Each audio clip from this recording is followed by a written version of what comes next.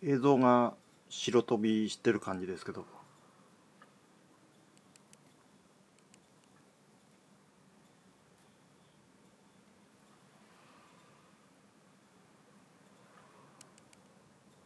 こういった感じですね。他のカメラを持ってきます。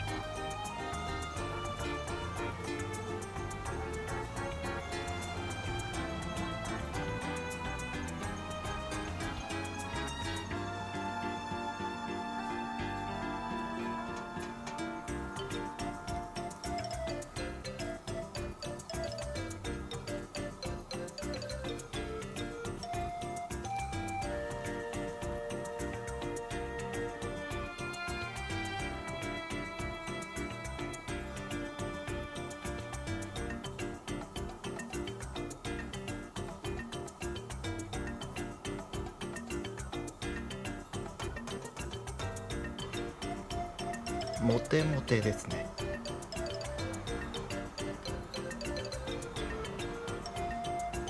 でっかいオスとでっかいメス。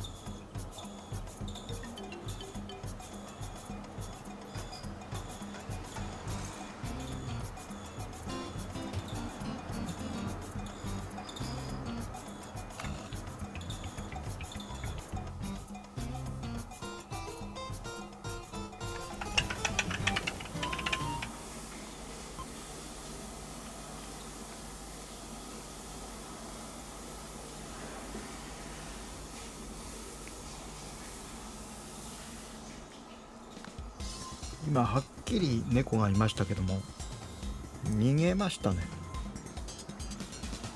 鈴をつけた猫がうずらを見ていました。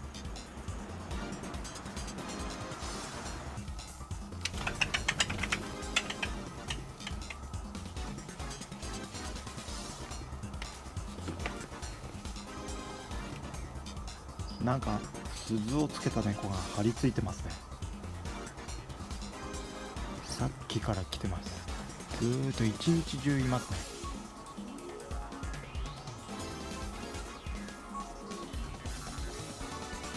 今は亀のとこに張り付いてました。